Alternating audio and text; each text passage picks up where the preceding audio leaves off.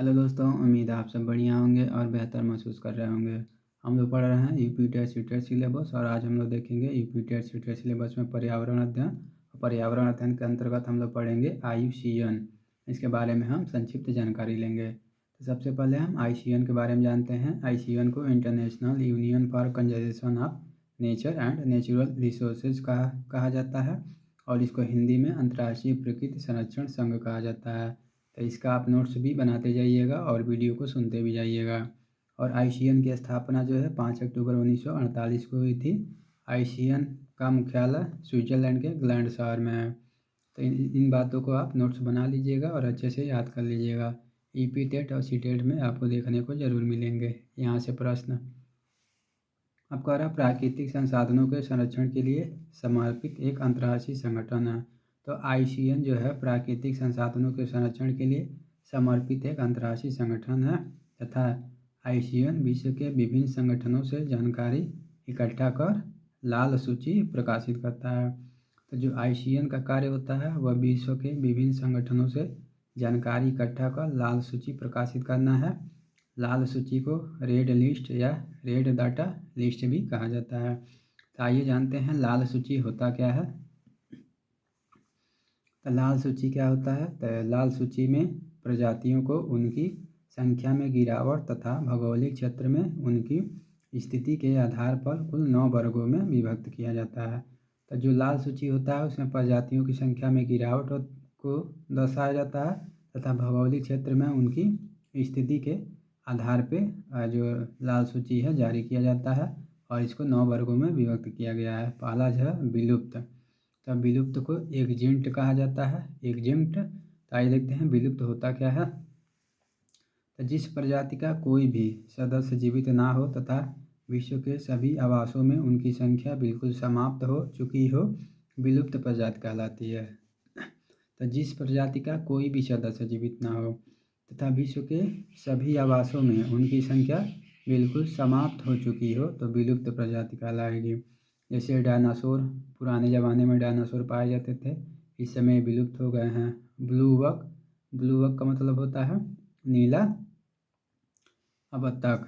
बगुला, ठीक है ना। तो एक नीला बगुला भी होता था जो कि अब नहीं दिखाई देता है। तो डायनासोर और ब्लू वक और एक डोडो नाम का पक्षी भी था जो कि अब दिखाई नहीं देता है, ठीक है ना। तो ये सभी जो है विलुप्त के अंतर्गत आ जाएंगे।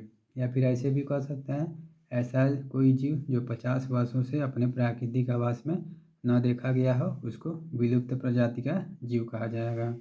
अब अगला कह रहा है अति संकटग्रस्त प्रजाति।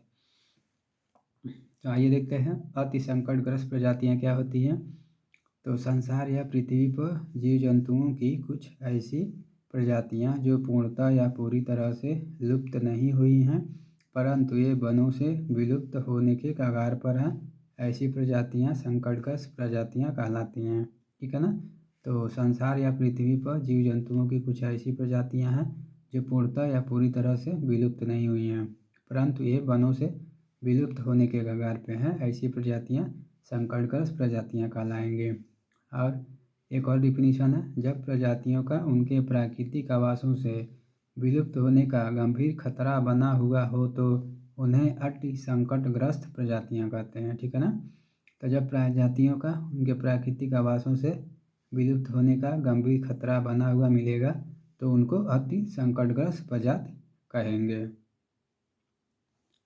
अति संकटग्रस्त प्रजातियों में सफ़ेद पेट वाला बगुला मिल जाएगा आपको, बंगाल फ्लोरिडा मिल जाएगा आपको, पिग्मी हाग हो जाएगा जो विश्व का सबसे छोटा जंगली सूअर है, उड़ने वाली गिलहरी नानरफा नेशनल पार्क में पाई जाती है, घड़ियाल, गंगा सार्क, गिद्ध, भारतीय चीता, साइबेरियन पक्षी, केवलादेव राष्ट्रीय उद्यान। तो ये सभी जो होते हैं वे जो है अति संकटग्रस्त प्रजातियाँ हैं जिनके ऊपर जो है विलुप्त होने का खतरा मंडरा रहा है, ठीक है ना। पूछेगा अति संकटग्रस्त प्रजातियों का नाम लिखिए तो सफ़ेद पेट वाला बगुला, बंगाल फ्लोरिडा, पिग्मी हाग जो विश्व का सबसे छोटा जंगली सूअर है, उड़ने वाली गिलहरी जो नानरफा नेशनल पार्क में है, घड़ियाल, गंगा सार्क, गिद्ध, भारतीय चीता, साइबेरियन पक्षी जो केवलादेव राष्ट्रीय उद्यान में है। ये सभी जो है अति संकटग्रस्त प्रजातियों के अंतर्गत आएंगे।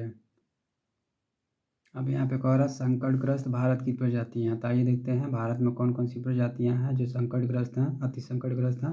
तो लाल पांडा हो जाएगा, शेर जैसी पूँछ वाला बंदर हो जाएगा। नीलगिरी ताहार हो जाएगा जो तमिलनाडु का राजकीय पशु है। संगाई या थाइमिन हो जाएगा जिसको डांसिंग डियर कहा जाता है। यह मणिपुर का राजकीय पशु भी है, ठीक है ना। तो यह सभी जो है भारत में अति संकटग्रस्त प्रजातियाँ हैं जो विलुप्त होने के कगार पे हैं। इसमें लाल पांडा, शेर जैसी पूँछ वाला बंदर, नीलगिरी ताहर जो तमिलनाडु का राजकीय पशु है, संगाई या थाइमिन जिसको डांसिंग डियर कहा जाता है, यह भी मणिपुर का राजकीय पशु है। और अगला कह रहा हिम तेंदुआ। हिम तेंदुआ हिमाचल प्रदेश का राजकीय पशु है जिसे पहाड़ों का भूत कहा जाता है। तो हिम तेंदुआ भी जो है संकटग्रस्त प्रजाति है जिसको हिमाचल प्रदेश का राजकीय पशु कहा जाता है और इसे पहाड़ों का भूत भी कहा जाता है। अगला कह रहा गंगा डॉल्फिन। गंगा डॉल्फिन भारत सरकार ने इसे भारत का राष्ट्रीय जलीय जीव घोषित कर दिया है। गंगा डॉल्फिन भी विलुप्त होने के कगार पे है। अब कह रहा घरों में पालतू जानवरों के जोड़ों के दर्द के लिए, ठीक है ना। तो यह सभी जो है अति संकटग्रस्त प्रजातियाँ थी भारत में। अब कुछ और भी चीज़ें दी हुई हैं, इसको देखते हैं। जैसे घरों में पालतू जानवरों के जोड़ों के दर्द के लिए एक दवा डाइक्लोफिनेक का इस्तेमाल किया जाता है जो कि दर्द निवारक का काम करता है। इस दवा का असर जानवरों के शरीर में बना रहता है, ठीक है ना।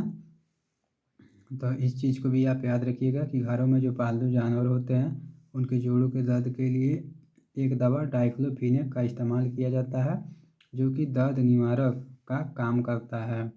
इस दवा का असर जानवरों के शरीर में बना रहता है। और एक सवाल और है, गिद्ध को पर्यावरण का प्राकृतिक सफाई कर्मी कहा जाता है। इस चीज़ को भी आप हमेशा याद रखिएगा। आईसीएन को अंतर्राष्ट्रीय प्रकृति संरक्षण संघ कहा जाता है। जैसे इसके बारे में कुछ और भी जानकारी हम आईसीएन से ले लेते हैं। जैसे 1963 ईस्वी में आईसीएन ने सामान्य संरक्षण विषय को बदलकर विशेष संरक्षण कर दिया और इसमें 3 प्रकार की डेटा सूची जारी करना प्रारंभ कर दिया है, ठीक है ना। तो आईसीएन में कुछ और जानकारी हैं जिसको देखते हैं। 1963 ईस्वी में आईसीएन ने यानी कि अंतर्राष्ट्रीय प्रकृति संरक्षण संघ ने सामान्य संरक्षण विषय को बदलकर विशेष संरक्षण कर दिया और इसमें 3 प्रकार की डेटा सूची जारी करना प्रारंभ कर दिया है।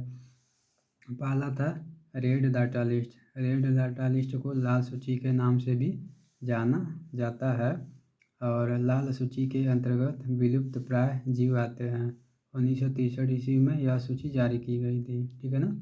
तो जो रेड डाटा लिस्ट होता है उसके अंतर्गत विलुप्त प्राय जीव आते हैं और इसको 1963 ईस्वी में जारी किया जाता है। दूसरा जो है पिंक डाटा लिस्ट है। पिंक डाटा लिस्ट में अति संकटग्रस्त प्रजातियों को रखा गया है। तो इसको भी आप याद रखिएगा कि जो पिंक डाटा लिस्ट है उसमें अति संकटग्रस्त प्रजातियों को रखा गया है।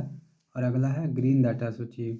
तो ऐसा जीव जो रेड डाटा लिस्ट या पिंक डाटा लिस्ट में आ गया हो तथा संरक्षण के पश्चात अपनी आदर्श स्थिति में आ जाए तो उसे ग्रीन डाटा लिस्ट में शामिल किया जाता है, ठीक है ना।